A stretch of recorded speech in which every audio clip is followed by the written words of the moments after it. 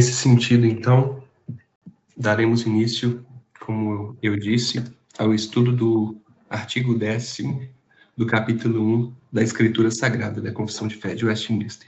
Nós já estamos estudando esse capítulo 1 e hoje nós vamos encerrar ele pela glória de Deus. Todas as aulas estão no YouTube, para quem acompanhar todo este capítulo. E vamos lá. Primeiro faremos a leitura do texto da confissão do ponto 10. O texto da confissão nos diz o seguinte: o juiz supremo, pelo qual todas as controvérsias religiosas têm de ser determinadas e por quem serão examinados todos os decretos de concílios, todas as opiniões dos antigos escritores, todas as doutrinas de homens e opiniões particulares, o juiz supremo em cuja sentença nos devemos firmar não pode ser outro, senão o Espírito Santo falando na Escritura. Meus irmãos, nós vamos navegar por 4 reflexões. A primeira é o que significa essa autoridade final que a Confissão de Fé de Westminster nos traz. A segunda é quais as implicações para a doutrina e a prática da Igreja.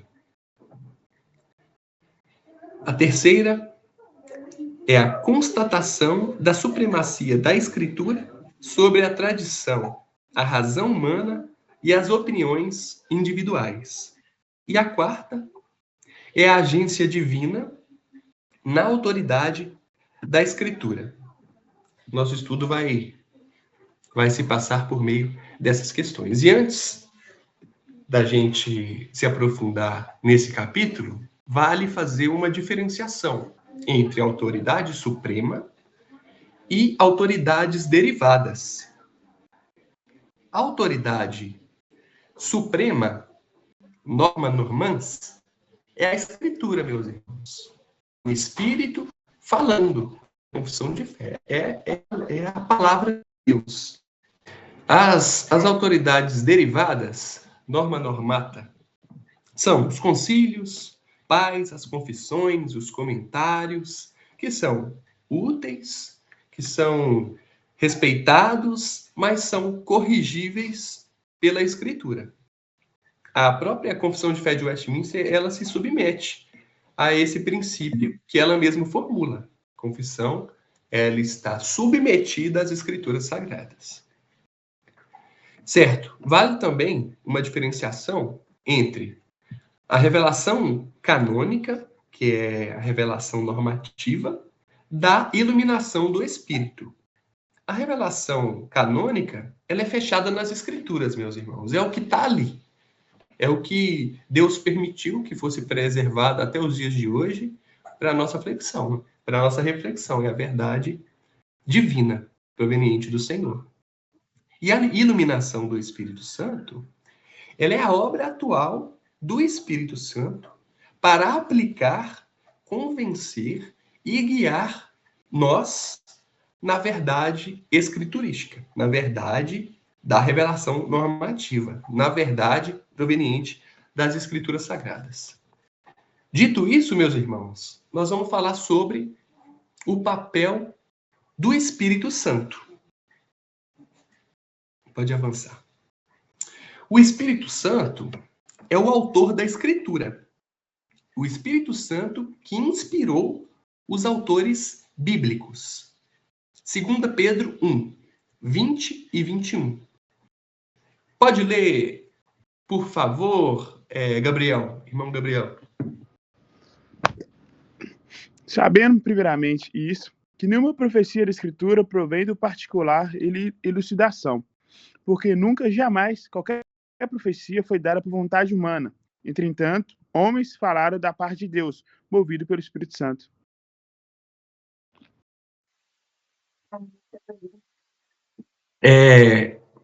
O Espírito Santo também é o iluminador da Escritura. O Espírito Santo ele capacita o crente a compreender e aplicar a palavra, conforme diz 1 Coríntios, conforme diz João 16, 13 e 14. Pode avançar e faz a leitura para mim, por favor, irmão Michael. Quando vier, porém, o Espírito da verdade, ele nos guiará de toda a verdade, porque não fará por si mesmo, mas dará tudo o que tiver ouvido e vos anunciará as coisas que hão de vir.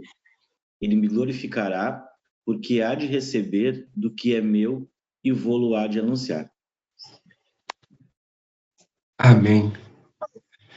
Que além de ser o autor da Escritura, porque a inspiração dos autores é por meio do Espírito Santo de Deus,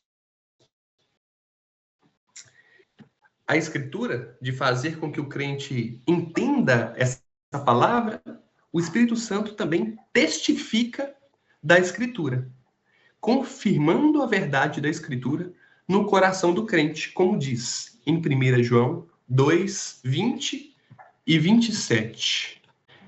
E vós possuís unção que vem do Santo, e todos tendes conhecimento. Quanto a vós outros, a unção que dele recebestes permanece em vós, e não tendes necessidade de que alguém vos ensine, mas, como a sua unção vos ensina a respeito de todas as coisas, e é verdadeira e não é falsa, permanecei nele, como também ela vos ensinou. Então, meus irmãos,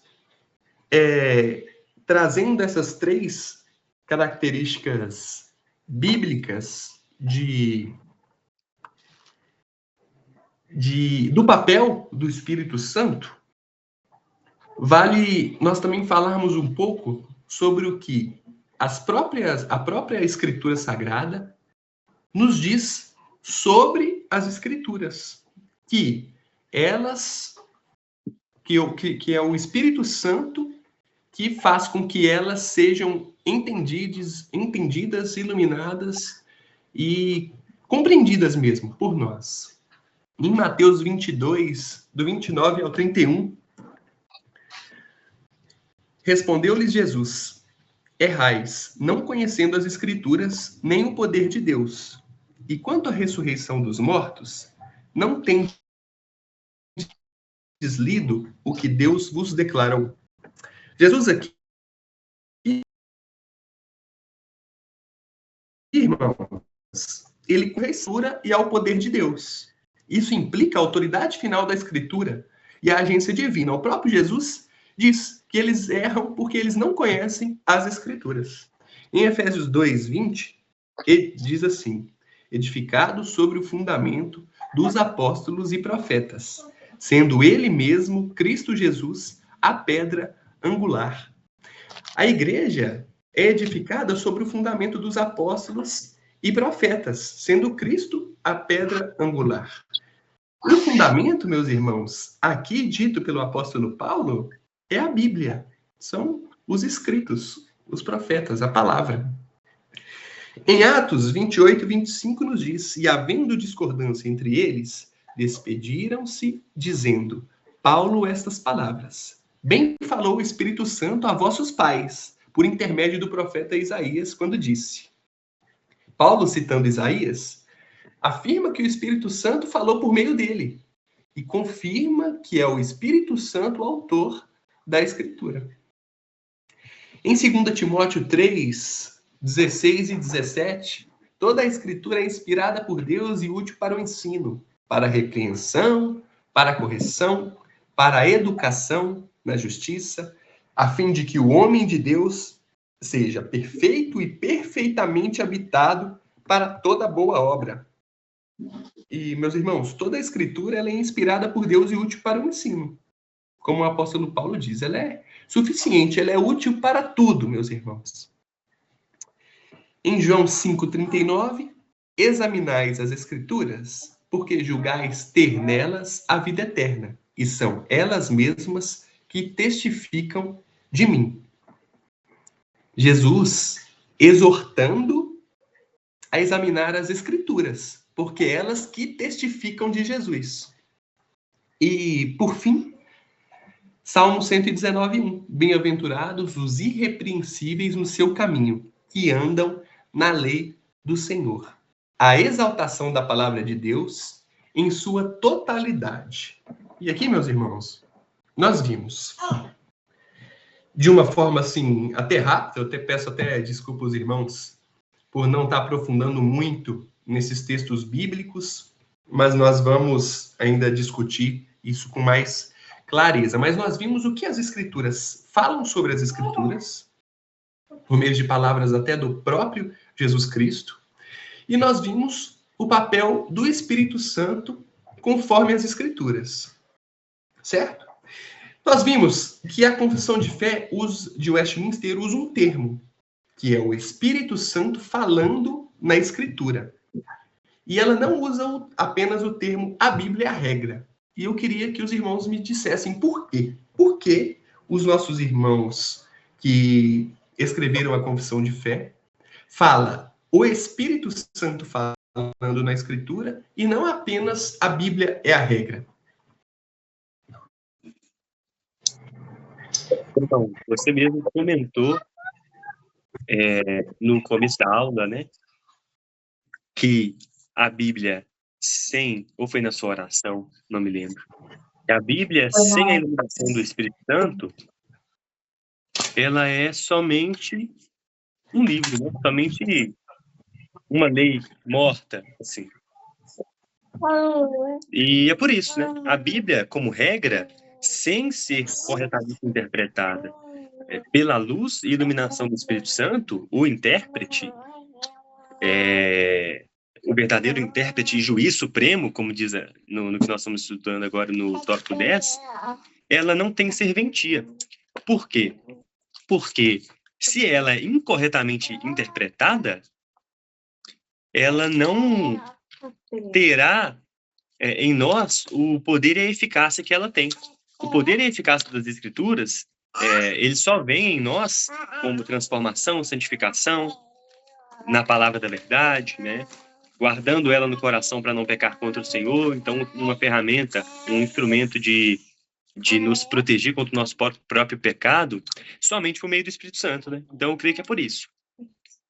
A Bíblia é a regra por conta própria somente, ela não representa a completude da eficácia dela em nós, porque essa eficácia só pode vir por meio da correta interpretação. E é por isso que há tantos deuses falsos sendo criados a rodo aí, por seitas e outras religiões.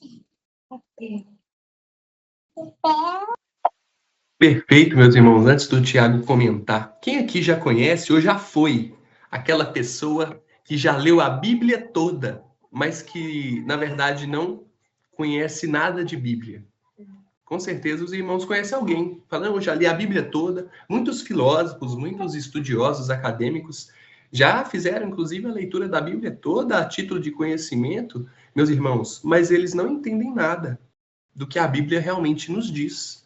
Por quê? Como Wesley mesmo disse, e os irmãos também vão complementar aí com suas palavras, a Bíblia é somente uma regra. Para a gente poder entender, a própria Bíblia nos diz que é necessário alguém que intervenha, que é o Espírito Santo do Senhor.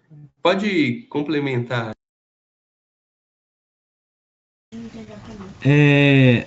Sobre isso, sobre o Espírito Santo falando nas Escrituras, e não apenas a Bíblia como regra de fé, né, como regra, como o Wesley disse, e você bem disse, William, né, é porque a Bíblia por si só, ela é um livro, né, que sem o Espírito Santo, ela não pode ser uma regra, só o livro. O Deus quem está falando. A gente tem em Hebreus 1, versículo 1, dizendo assim: havendo Deus outrora falado muitas vezes e de muitas maneiras aos pais pelos profetas, nesses últimos dias nos falou pelo Filho, a quem constituiu o herdeiro de todas as coisas, pelo qual também fez o universo. Esse texto, muito interessante, muito bem, quando ele é bem estudado, você vê que ele tem um tempo passado e um tempo presente. Na verdade, ele está falando de duas alianças, né? Havendo Deus outrora, ou antigamente, né, falado, né, muitas vezes, de muitas maneiras aos pais, pelos profetas, essa é a antiga aliança. Aí ele não vai dizer que ele falou, por exemplo, ele não vai colocar aqui que agora, pela última vez, ele falou pelo Filho. Ele vai dizer que está falando ainda, né? Nesses últimos dias, nos falou pelo Filho a quem constituiu. Ou seja, nesses últimos dias, é a nova aliança, é o tempo que nós vivemos. A teologia bíblica dos últimos dias, ela diz respeito a nosso tempo de agora. É o nosso tempo de agora. Nós vivemos os últimos dias. Então, ele está falando que a última vez, ou seja, quem está falando é o Jesus Cristo, né, conosco, né? E aí entra essa questão.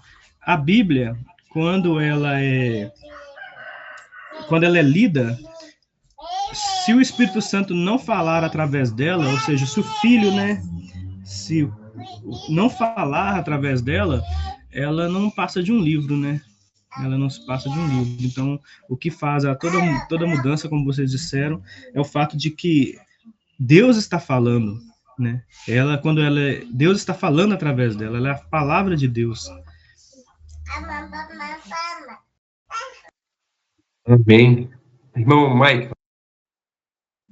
Não, só complementando o que vocês falaram, é tudo perfeito. É que assim, se não tem o Espírito Santo, nessa tua pergunta, né? Porque assim, o que comprovaria que a Bíblia é verdade? É ela mesmo dizendo que é a verdade. Então a gente só acredita por causa do Espírito Santo, né? Porque como é que a gente vai comprovar que a Bíblia é verdade se é a própria Bíblia que diz que é a verdade, né? Imagina assim, tu pegar um livro, né? Aí esse livro aqui me diz que ele é a verdade. Não teria como, né? Como tu falasse ali, né? Meu pai mesmo é um que leu a Bíblia 32 vezes. Bom, meus amados, vamos prosseguir. Nós já vimos um pouco sobre o papel do Espírito Santo, de acordo com as Escrituras. Já vimos um pouco sobre o que a própria Bíblia diz sobre as Escrituras Sagradas, por meio do apóstolo Paulo, por meio de Jesus Cristo. E agora, meus irmãos, nós vamos falar um pouco sobre os problemas do desprezo da verdade, do desprezo das Escrituras Sagradas. O mundo abraça o nula escritura, que é o nada de escritura. E os falsos protestantes, eles defendem o pars escritura, que é o parte da escritura. Quando os irmãos conhecem aqueles irmãos que acreditam no que a Bíblia diz em partes, não nela totalmente. Então, nós temos essas duas diferenciações. E qual que é o resultado desse desprezo que o mundo tem pelo sola escritura? No sentido de colocar outra autoridade acima ou ao lado ou no lugar das escrituras sagradas. Seja tradição, experiência, razão autônoma, revelações subjetivas, instituições ou intuições humanas, enfim. O resultado é sempre o mesmo. A voz de Deus é abafada pelas vozes dos homens. Na Idade Média, a supremacia da tradição eclesiástica na Igreja de Roma estabeleceu que concílios e o magistério tivessem autoridade igual ou superior às Escrituras Sagradas.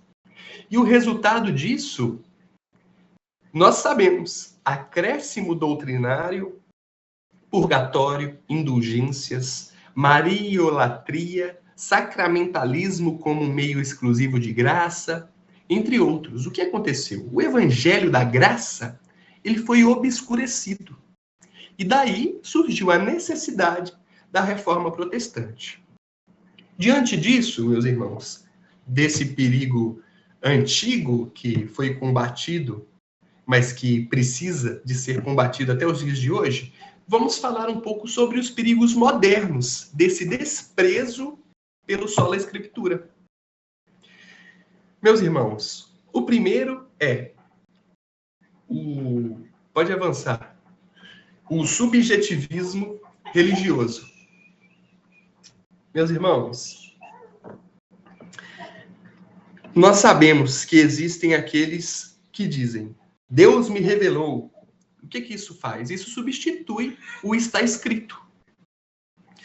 As experiências pessoais, nesse subjetivismo religioso, que toma conta da maior parte das igrejas hoje, vou falar aqui, no Brasil, nós temos conhecimento.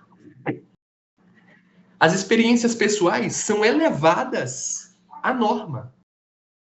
E o resultado disso, meus irmãos, multiplicação de novas igrejas que são fundadas em sonhos, são fundadas em revelações, em profecias particulares, e muitas das vezes são contraditórias entre si.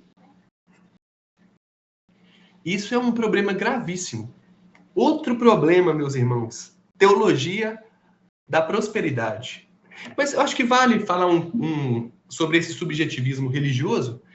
Essa multiplicação de novas igrejas, cada um com seu próprio entendimento, que são contraditórios. Meus irmãos, como que a gente pode achar normal esse subjetivismo da religião, onde cada um tem seu entendimento particular sobre a Escritura, desprezando uma verdade absoluta?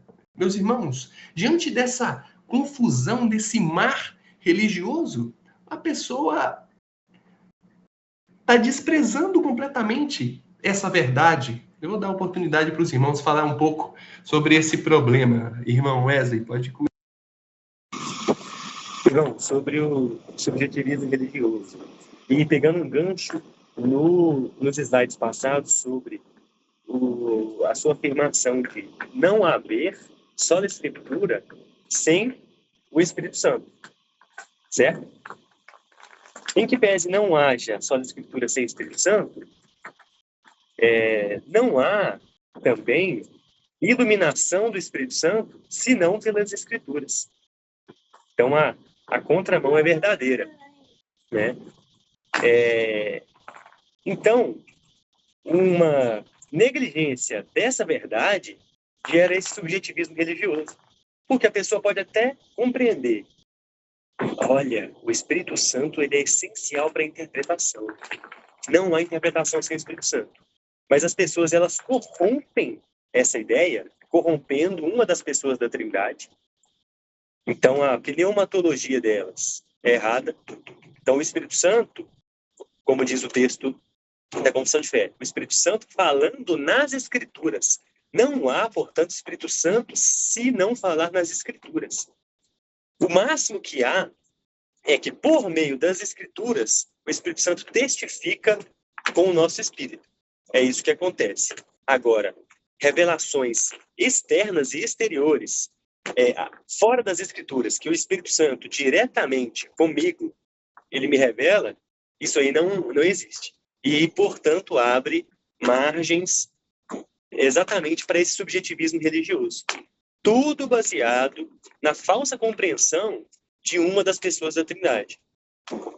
Então, percebam que, nesse sentido, os pentecostais e carismáticos, eles incorrem, e continuistas em geral, eles incorrem em heresia, eles incorrem em blasfêmia contra o Espírito Santo. Eles incorrem em...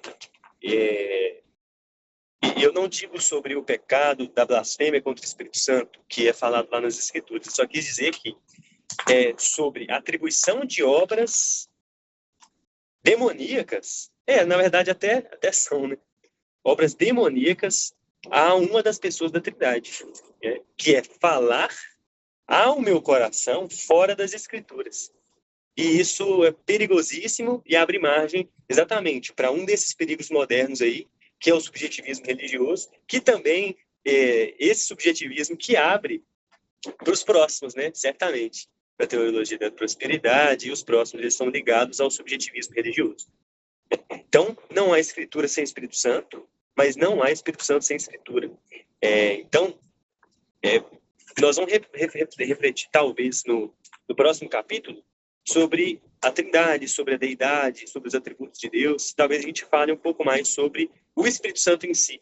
para entender quem é o Espírito Santo verdadeiramente, visto que o pensamento comum, o senso comum de hoje, é um Espírito Santo falso, né? É um Deus falso, e compreender realmente qual é a obra do Espírito verdadeira, né? E aí só com isso nós conseguiremos entender verdadeiramente como que se dá essa iluminação e o papel dele mesmo de verdade.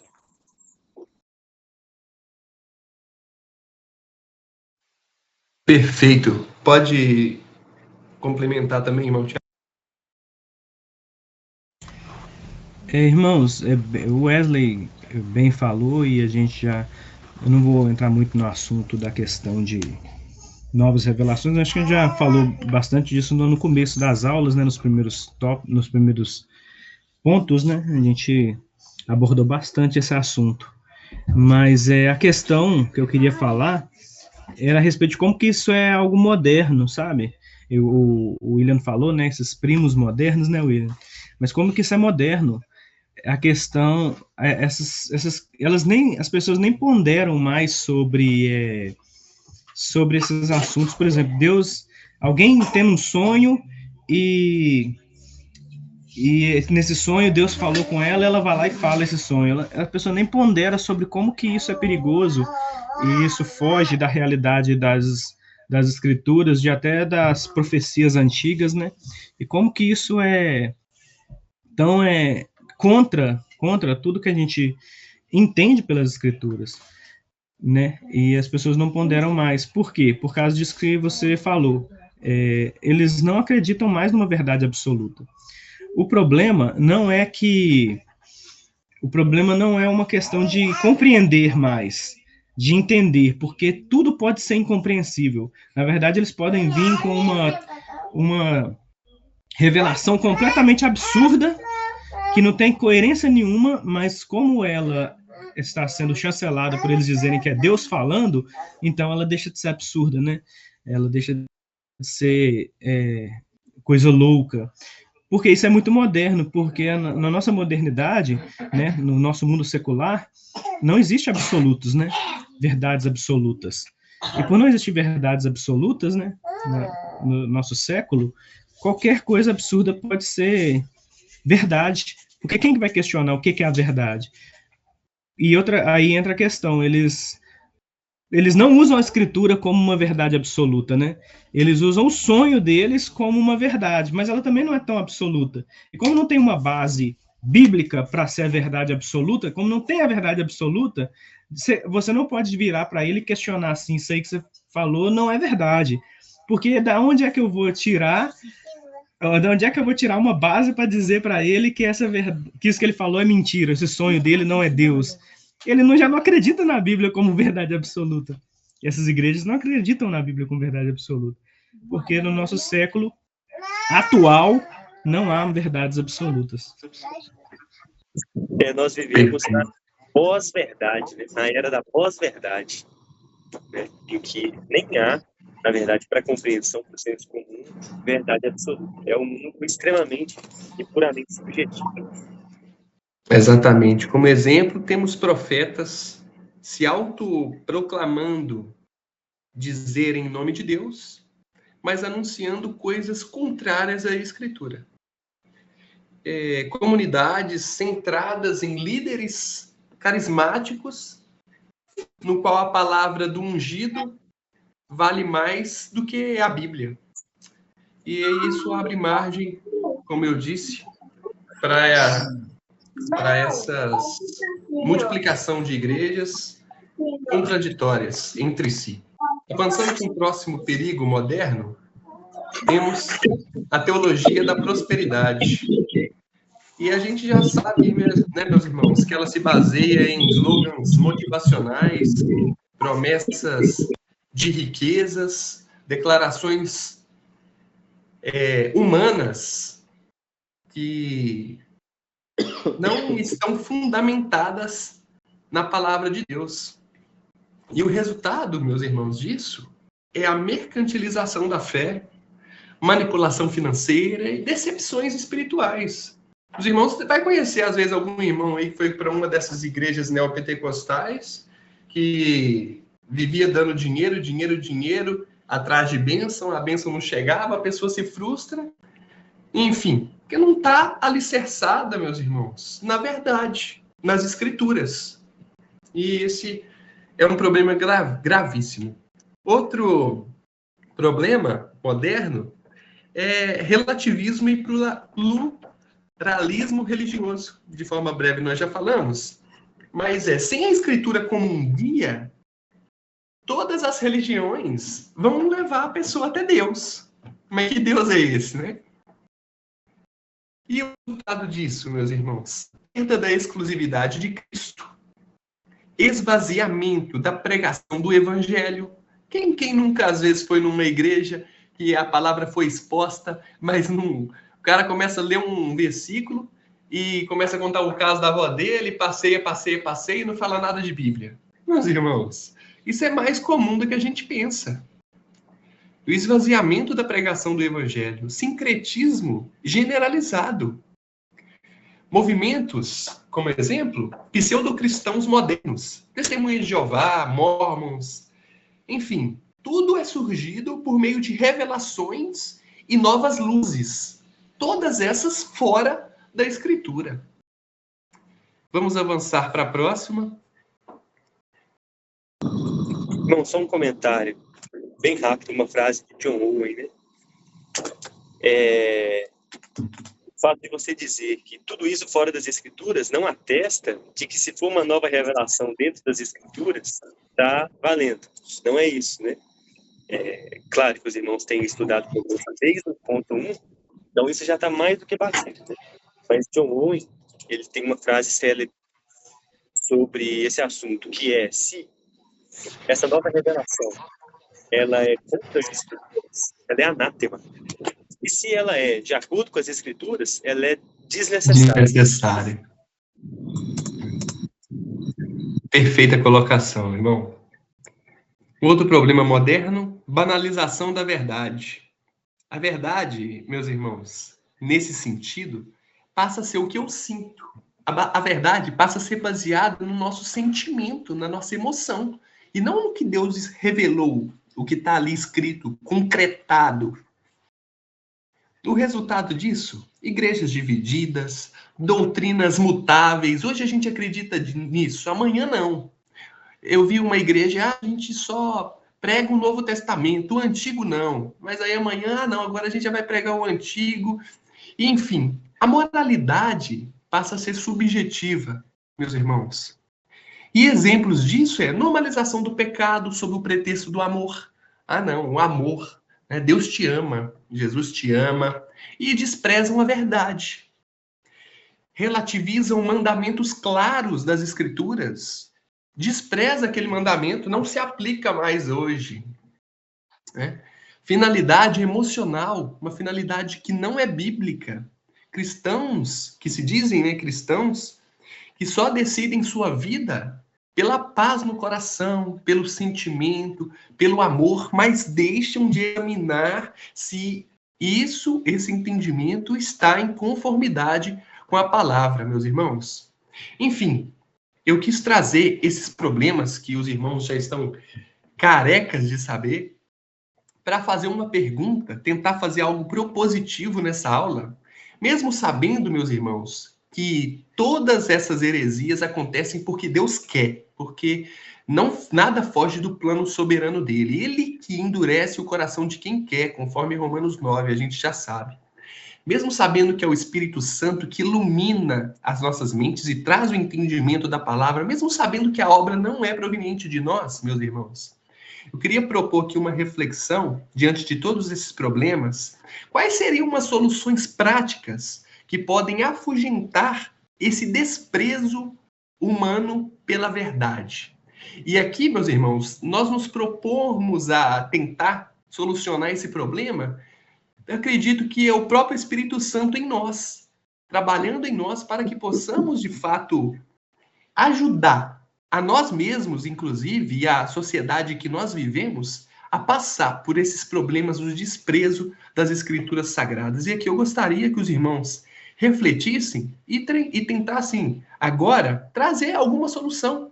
que você pensou aí na hora que pode ajudar, que talvez nenhum dos irmãos pensou, uma coisa prática que pode ajudar a gente, no meio que a gente vive, a combater esse desprezo pela verdade, meus irmãos? Tá. Assim, ó, uma das principais coisas nessa resposta, assim, que eu consigo enxergar, né, é que nas revelações, né, na realidade nós mesmos, né, estamos aqui estudando a palavra, né, e pode ter alguém que consiga fazer isso, mas pelo que a gente sabe da gente mesmo, a gente não consegue, né? Nenhum de nós aqui consegue interpretar, tirar doutrinas completas de nenhum dos livros. Completo, assim, eu pegar o Evangelho de João e extrair todas as doutrinas desse Evangelho de João, né? Então, assim, ó, pela graça de Deus, a gente está estudando a palavra, né? Aqui, graças a Deus, eu estudo ela diariamente, mas mesmo que a gente faça semanalmente, né? Ninguém consegue, de um livro só, extrair todas as doutrinas. E essas igrejas, né, com revelações, elas não tiram doutrinas de um livro, mas querem novas revelações de Deus, né? Se tu pegar a Bíblia por completo e tirar todas as doutrinas dela, tudo que tu precisa para a tua vida, e depois tu achar ainda que precisa de mais alguma coisa de Deus, que é o que mais ou menos é o que eles fazem, né? Essas novas revelações é que parece que a Bíblia não é suficiente, né? Deus ensina a nós em tudo, detalhes por detalhes de como a gente tem que ser. Só que, infelizmente, essas igrejas, né, uma solução, né, é ir para a palavra. Só que as pessoas não querem a palavra. Eu já discipulei, assim, a muitas pessoas nesse tempo que eu conheci a Reforma, né, todas pessoas arminianas, né? E aí todas largaram, todas assim. Hoje eu discipulo tipo uma pessoa e eu já discipulei quase 20, né? As pessoas não querem a verdade, elas só querem coisas novas que não tem. Já está tudo, né, escrito. Então o problema, solução que nós teríamos, né, era essas pessoas se voltarem para a escritura. Mas infelizmente, né, porque a gente sabe, né, que é Deus que sabe de todas as coisas, né, que ele tapa os ouvidos, fecha os olhos, né? Porque no nosso entendimento é impossível. É simplesmente elas teriam que se voltar para a escritura, mas ninguém quer. Então a gente vê aqui, né, um grupo com várias pessoas, né, 4, 5, 6 pessoas, às vezes menos, na terça-feira menos. A gente não quer a escritura, a gente não quer a palavra de Deus, né? As oportunidades que a gente teria para, né, isso que a gente está fazendo aqui é uma oportunidade única, assim, né, da gente poder, né, conversar sobre a palavra, ter, né, tirar dúvidas e fazer. Só que na realidade ninguém tem dúvidas sobre a palavra, porque a gente, quando eu converso com muita gente, assim, né, eles não conversam sobre a palavra porque eles não querem a palavra de Deus, né? Então a solução seria o cristão verdadeiro, né, se voltar para a palavra, mas a gente está vendo que tá nos planos de Deus. Não posso dizer que está difícil porque está nos planos de Deus, né? Deus sabe de todas as coisas.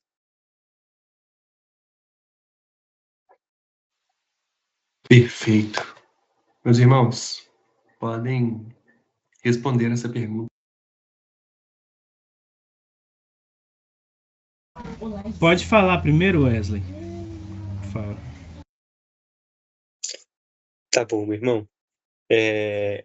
Pegando um gancho no que o irmão Michael disse, por que não há desejo pelas escrituras? Por causa do pecado original. Então, talvez, né, uma primeira coisa que nós podemos fazer como de forma prática para fugir desses problemas, né, para parar de desprezar a verdade, eu começar a desprezar a mim mesmo. Quando eu enxergo, mas óbvio que isso vem pelas escrituras, né? Mas assim, eu preciso de desprezar a mim. Eu preciso desprezar a mim mesmo, filha. E desprezar a minha verdade. Nós aprendemos isso de forma mais específica na aula sobre o Evangelho e o Humanismo Secular. Tá lá no YouTube também essa playlist, tem 2 aulas por enquanto. Lá, os irmãos se aprofundam mais, nós nos aprofundamos mais sobre isso, sobre como a nossa mente está manchada pela mentira. Por mentiras criadas no nosso coração e por mentiras criadas por Satanás no coração de outras pessoas e que penetraram no nosso coração. Então, como o irmão Michael disse, para que a gente pare mesmo de desprezar as Escrituras e comece a buscar nela toda a verdade, e com constância, não só em um dia, não só em um versículo, mas nela toda, antes eu preciso de me esvaziar de mim, da minha própria verdade. Eu não devo buscar nas Escrituras a confirmação das minhas verdades. Eu tenho que me esvaziar completamente de tudo que eu existo, sou, penso, para que as Escrituras preencham isso em mim, preencham quem eu sou, né? E pela graça de Deus, um dia poderemos falar com o apóstolo Paulo, né? Não vivo mais eu, mas Cristo vive em mim.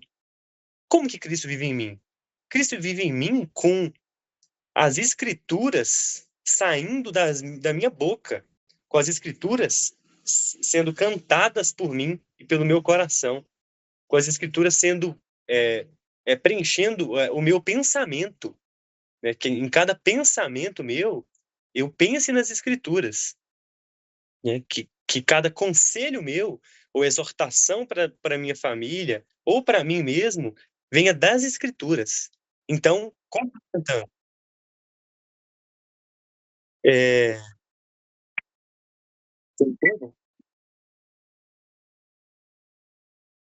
Oh, perdão, foi eu aqui.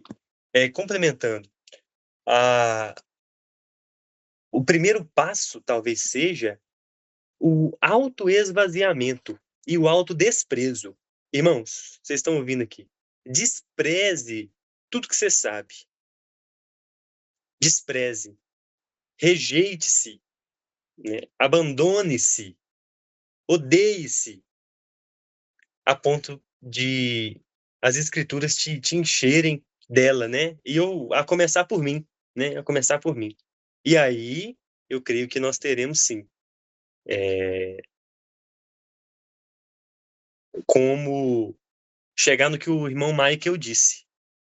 Aí nós seremos preenchidos pelas Escrituras com constância e com completude.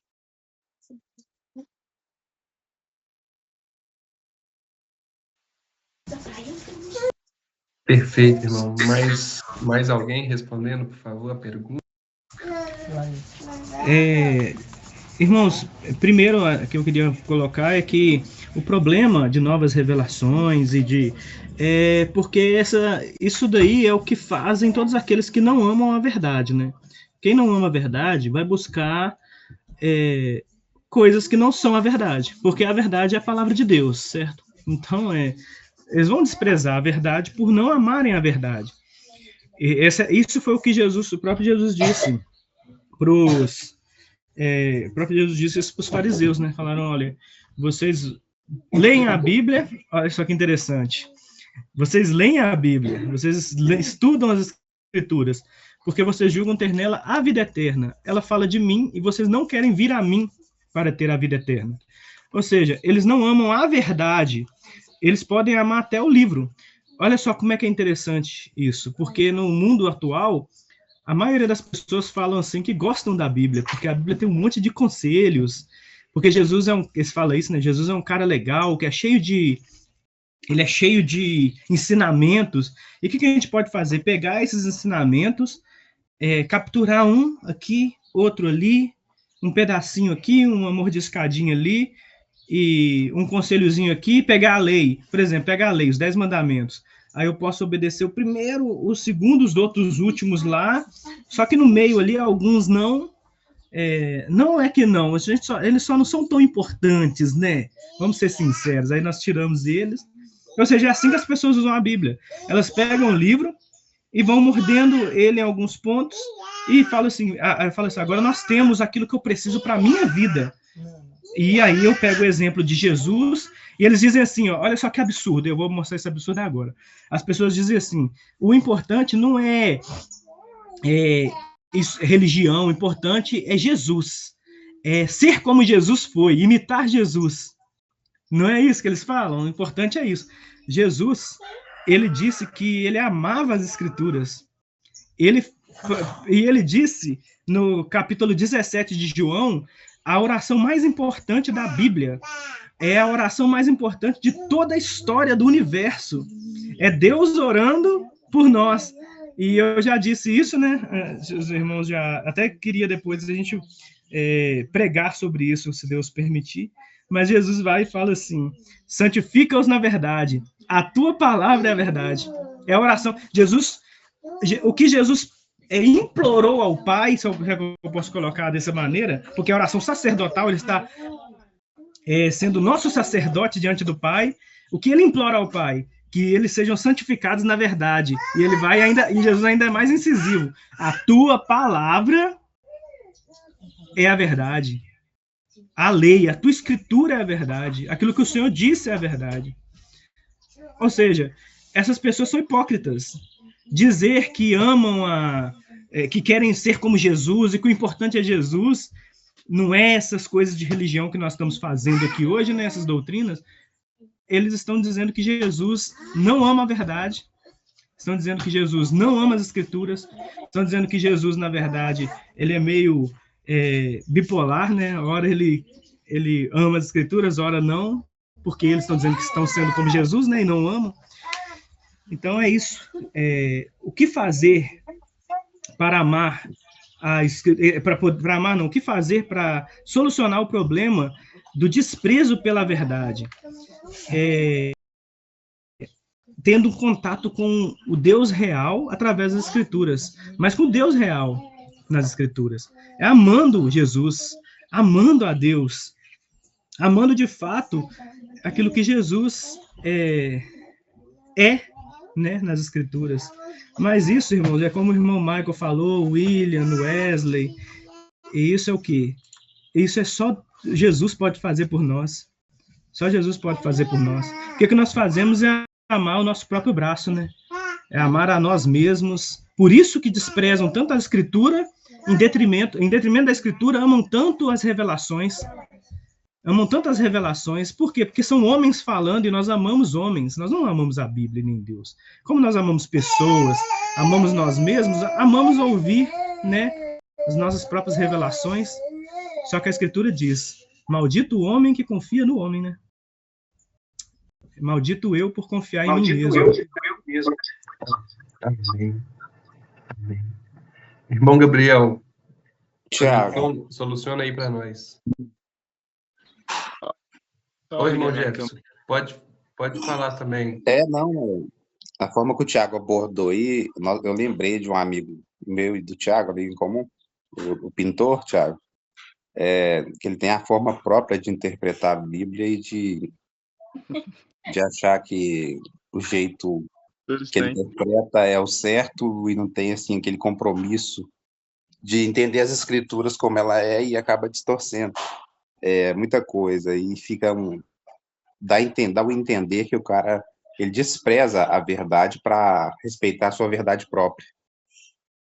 Aí, cara, o Thiago, sabe aí, nosso amigo pintor lá, nós está até comentando esses dias para trás sobre isso, não para denegrir a imagem dele, mas para falar da própria Escritura, a forma que as pessoas estão levando hoje, importa é que seja obedecido o que ela pensa, não o que as Escrituras revelam. E fica essa bagunça, né, cara? Porque você vai trocar uma ideia com um cara, ele não aceita, porque às vezes a verdade ela confronta, né, as nossas vontades, e o cara acaba não te dando tanto crédito por achar que o que importa de verdade é aquilo que ele conseguiu interpretar com a revelação pura da Bíblia. Gabriel, soluciona para nós esse problema. Deixa o Gabriel falar e depois do Gabriel eu vou comentar isso que o Jefferson falou rapidamente. Pessoal, bom dia. Apesar das falas de cada um ter sido completo, inclusive a do Thiago, acho que eu vou estar batendo em cachorro morto aqui. Mas eu, particularmente, creio que não há uma solução prática para este problema, porque partindo do princípio que todos nós desprezava a palavra de Deus, a gente conclui que só Deus pode resolver esse problema. E resolver nem é um problema, na verdade, né? Porque se for um problema, a gente está criticando as atribuições de Deus, inclusive a sua ira. Ultimamente, isso tem doído bastante no meu coração, porque pessoas que estão próximas desprezam a palavra do Senhor, e quando eu vou apresentar, eu juro para vocês, eu durmo triste, coração doído, eu me sinto muito mal, só que isso é um pecado meu diante da ira e também da misericórdia de Deus. O que a gente pode fazer, não estou falando aqui por ser uma frase bonita, mas é a verdade, orar a Deus para misericórdia alcançar essas pessoas também. E eu vou ser sincero que meu coração é tão egoísta que até sobre pedir a Deus para a misericórdia dele alcançar as pessoas, eu penso nas pessoas que eu conheço, as pessoas que eu mais gosto. Olha, você vê que até nisso eu peco.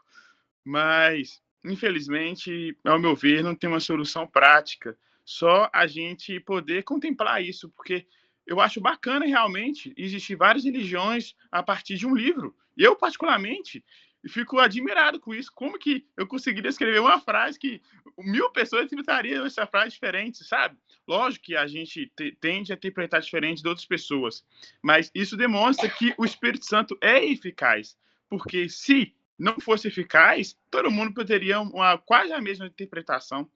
Isso demonstra que a eleição de Deus não tem como.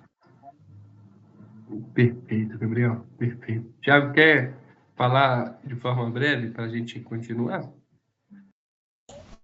Rapidamente, o que o Jefferson estava comentando é um amigo nosso que eu estava pregando para ele, a gente estava conversando, aí a gente começou a conversar sobre o Evangelho. Aí eu comecei a apresentar para ele o Evangelho de uma maneira diferente, né? Não apresentando o Evangelho, mas apontando nele alguns problemas que tinha dele em relação à verdade. Aí ele acreditava de um jeito que ele tinha que praticar boas obras, né? Muitas boas obras, para poder ser salvo. E ele tinha que fazer certas coisas, coisas assim, até que eu nunca tinha visto antigamente, nova, né? Que era uma teologia particular dele. E eu comecei a apresentar para ele que ele não poderia ser compatível com... Ele não conseguiria ser compatível com a verdade do Evangelho. Ele não conseguiria ser perfeito, porque a salvação exigia um sacrifício perfeito, né? Aí ele foi e começou a refletir, falar que era verdade, que entendia, que eu estava apresentando versículos, mas aí teve um momento em que ele foi e falou com a gente conversando, né? E eu apresentei para ele que era um absurdo o que ele pensava, porque ele não conseguiria alcançar a perfeição, obedecer à lei para ser salvo. E aí ele foi e falou, e aí, o que eu faço então? Não, perdão, ao invés de ele falar, né, e aí, o que eu faço então? Ele falou, não, eu tenho que acreditar sim. Eu falei, mas assim, tá contra esses textos, apresentei os textos para ele, tá contra a verdade. Ele falou, não importa, porque se eu não acreditar desse jeito que eu estou acreditando, não existe uma saída para me ser salvo. Se eu não acreditar assim, como que eu vou ser salvo? Como que eu vou... Então, se eu acreditar desse jeito que você está me propondo aí, se eu parar para poder analisar do jeito que você está me propondo, aí eu vou ficar doido, ninguém vai ser salvo, eu não vou conseguir ser salvo. Então, a teologia dele era tão particular, mas tão particular que ele criou um Deus, criou uma religião, e essa religião salvaria ele na cabeça dele, só que fora da Bíblia, fora da verdade. É interessante porque de um grau maior ou menor, todo mundo está fazendo isso. Todo mundo está fazendo isso. Perfeito, meus irmãos. Perfeito. O intuito da minha pergunta, de fato, não foi solucionar esse problema. Como eu também já disse anteriormente, os irmãos também disseram, é um problema que não tem solução. O próprio Deus é o autor deste problema. Mas nós, como cristãos e também como pecadores, buscamos, de fato, sermos mais santos. E eu trouxe aqui algumas implicações para a vida cristã, para a gente poder meditar também um pouco. Pode avançar, por gentileza. A ideia não é apresentar uma resposta, que tem várias respostas, e também não tem resposta nenhuma. Mas é para a glória de Deus, né? Meus irmãos, implicações para a vida cristã. Antes, eu queria fazer uma menção aqui, de fato, à oração. Meus irmãos, nós como cristãos, precisamos de orar, clamar a Deus, para Ele ter misericórdia de nós e dos nossos e de quem quer que seja, para que Ele possa fazer com que a verdade crie raízes em nosso coração. Outra coisa é o estudo pessoal da verdade, da Bíblia. meus irmãos, da importância de ler, meditar e aplicar a Escritura Sagrada. O próximo é agir com discernimento, meus irmãos. Por exemplo, o concílio moderno, não sei o quê, decidiu X. Um teólogo renomado atual decidiu Y. Eu já senti no meu coração que Z é de Deus. Como que eu vou solucionar essas três opiniões diferentes sobre o mesmo assunto? Meus irmãos, o que a Escritura nos ensina é voltar para a palavra, é voltar para a verdade. Ela que vai solucionar esse problema de diferentes interpretações, como nós já vimos isso no ponto 9 do estudo e em todo o nosso estudo aqui da confissão de fé. Outro ponto, por gentileza, submissão à palavra, a necessidade de obedecermos à autoridade da Escritura em todas as áreas da nossa vida, como nós vimos a carta lá para Timóteo. Em todas as áreas, meus irmãos, da Bíblia tem solução. Implicações para a igreja, para nós também. Pregação expositiva. Meus irmãos, a centralidade da pregação da palavra de forma expositiva é pregar o que está lá na Bíblia. É isso. Outra coisa, doutrina e prática. A Escritura como uma norma para a fé e a conduta da igreja. Meus irmãos, é normatizar isso, é trazer doutrinas, práticas, algo que pode nos ajudar a tornar as Escrituras mais acessíveis por meio, inclusive, da confissão de fé, que é uma ótima ferramenta para esse sentido. E outro ponto é a unidade e pureza. A Escritura como base para uma unidade, para a unidade e a pureza da doutrina da palavra. Como eu disse, não estamos apresentando soluções, meus irmãos, mas isso aqui são algo que nós devemos observar no nosso dia a dia para conosco e para com a igreja de Cristo, para não deixarmos, como se nós tivéssemos esse poder, não deixarmos a verdade ser afugentada de nós. E uma conclusão, caminhando já para o fim, meus irmãos, recapitulando o ponto principal, a Escritura inspirada e iluminada pelo Espírito Santo, que é o juiz supremo. O juiz supremo é a Escritura pelo Espírito Santo.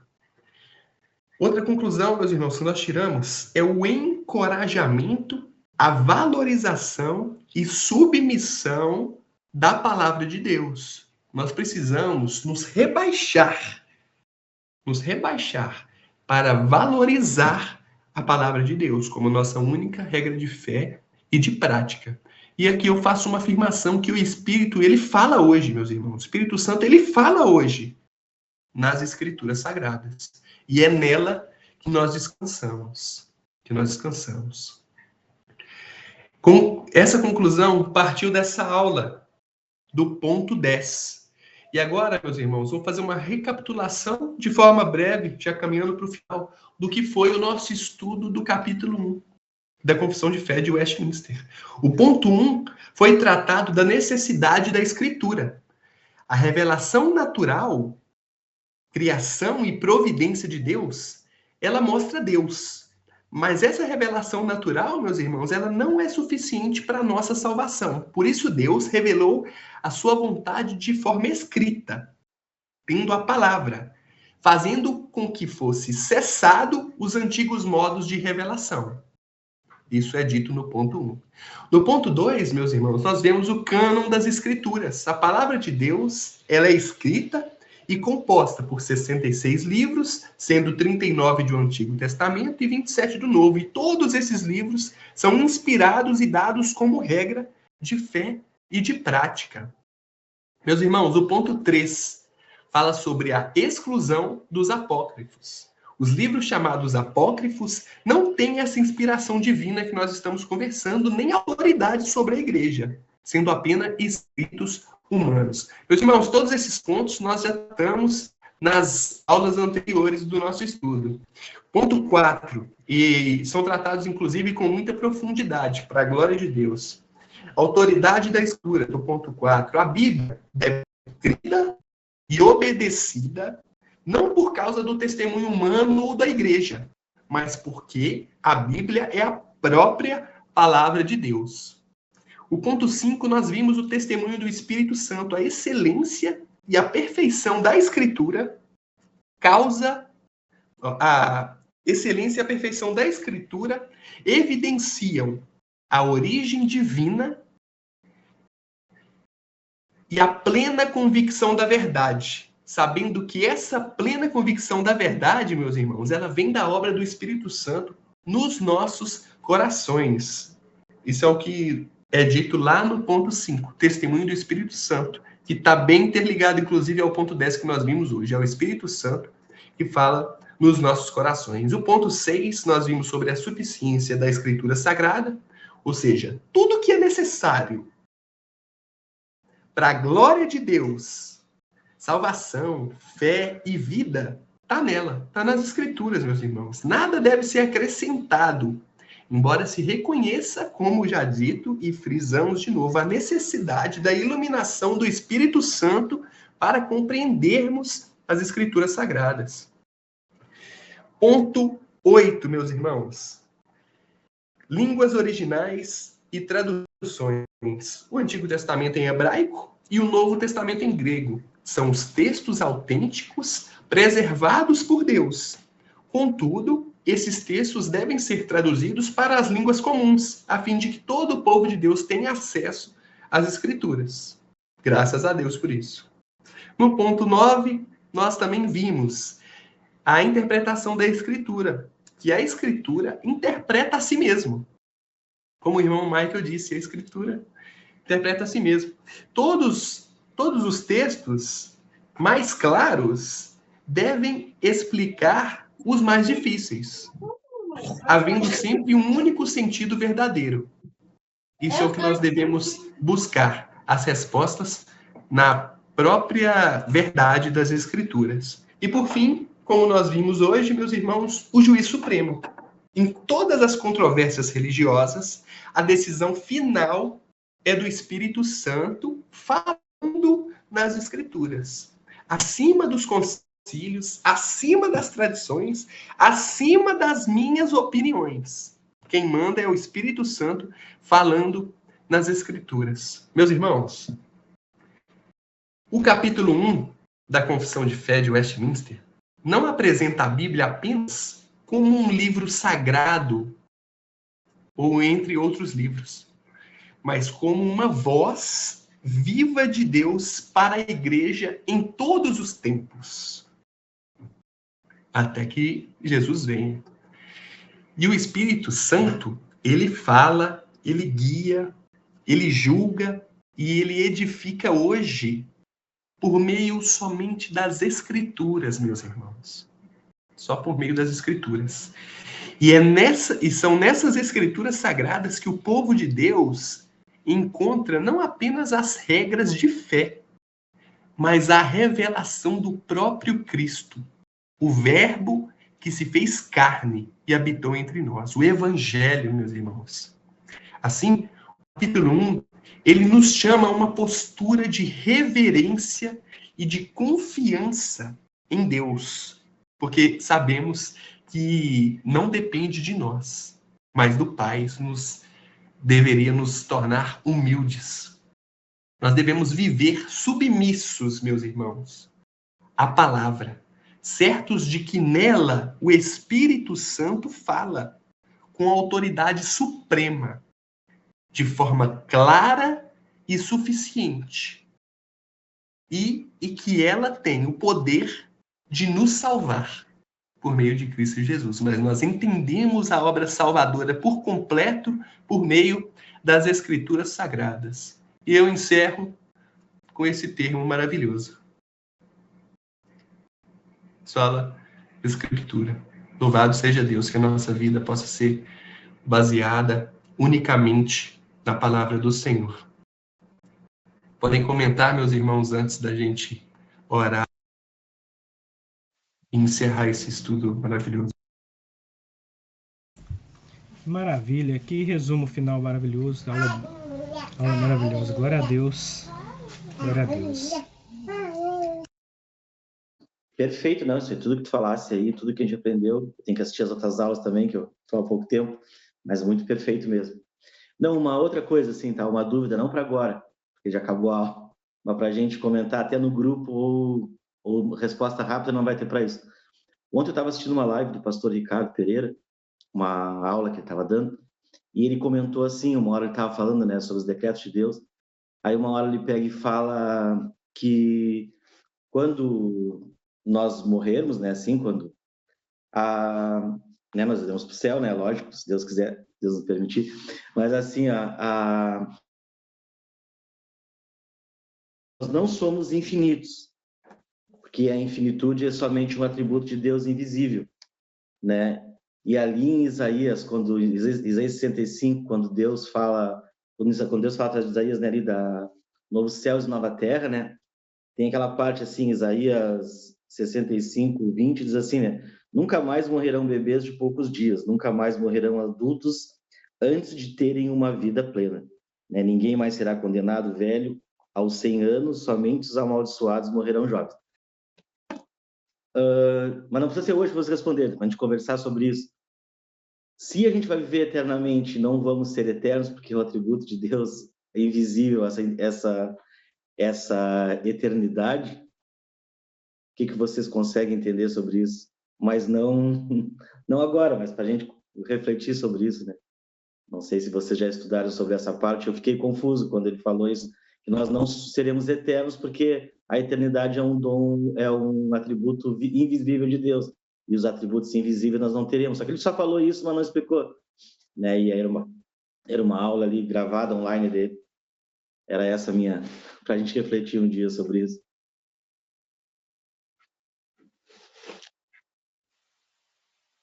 Amém, irmão.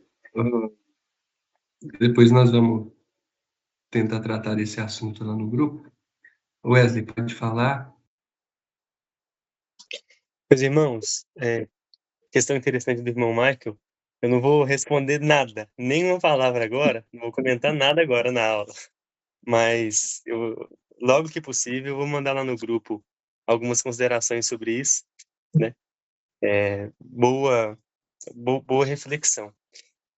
Mas quanto à nossa aula, quanto ao Sola Escritura, esse maravilhoso e grande princípio, das próprias Escrituras, não da Reforma, mas das próprias Escrituras, mas um grande legado da Reforma para nós. Né? Queridos, que privilégio. Nós somos privilegiados, queridos, por ter as Escrituras na nossa mão, traduzidas para o português. A gente já refletiu outras vezes sobre isso, mas eu fui movido a esse grande apreço e essa grande alegria, tendo encerrado o capítulo 1 hoje, tendo cantado o Salmo 19 várias vezes com vocês. E as Escrituras, meus irmãos, estão na nossa mão para nossa análise. Nós temos a Confissão de Fé de Westminster, temos outras que nós estudaremos no futuro. E que quão maravilhoso é isso para nós. Deus foi tão gracioso que ele não só nos deu Cristo e revelou-se, mas ele deu essa revelação para nós, queridos. Que nós sejamos movidos nesse dia do Senhor, após todas essas maravilhosas aulas, maravilhosas não por nós, nem pelos próprios teólogos da Assembleia de Westminster, mas pelo Deus que nos deu a própria verdade, pela própria verdade que foi manifesta no papel para nós, o próprio Verbo que se encarnou e que se escreveu e se deixou escrever para que pudéssemos lê-lo e compreendê-lo agora. Então, queridos, é só mesmo uma gratidão imensa a Deus pela vida de vocês e da Assembleia de Westminster e das próprias Escrituras. Que maravilha, né? Graças a Deus, graças a Deus, graças a Deus. Isso aí. Graças a Deus. Mas obrigado, meus irmãos, mais uma vez, pela presença de todos e que, para a glória de Deus, nossas aulas possam continuar frutificando e que possamos ser libertos de nós mesmos, né? Que nós possamos sermos livres de nós mesmos, para a glória de Deus. Desejo um domingo abençoado aí para todos. E vou fazer uma breve oração aqui de encerramento. Pai amado, Pai querido, Deus santo e glorioso. Pai, obrigado. Essa oração, quero só agradecer ao Senhor mesmo, papai, por tudo que o Senhor tem feito por nós, por ter nos deixado a tua palavra para meditação, por ter deixado o Espírito Santo, papai, aqui conosco, de forma a nos ajudar, papai, a enxergar a verdade, Senhor. Muito obrigado. Obrigado por Jesus Cristo, nosso Salvador, aquele que tomou sobre si, papai, todos os pecados que eu cometo diariamente, sem cansar, ainda com prazer, papai. Obrigado por Jesus Cristo, Senhor. Obrigado, papai, pelo Senhor, Deus soberano, Deus justo, Deus aliancista, Deus de amor, papai. Muito obrigado, Senhor, por tudo que o Senhor tem feito por nós, papai. Te adoramos, te bendizemos nessa hora, te glorificamos dentro das nossas limitações, papai. Mas santo, santo é o Senhor. No nome de Jesus, amém.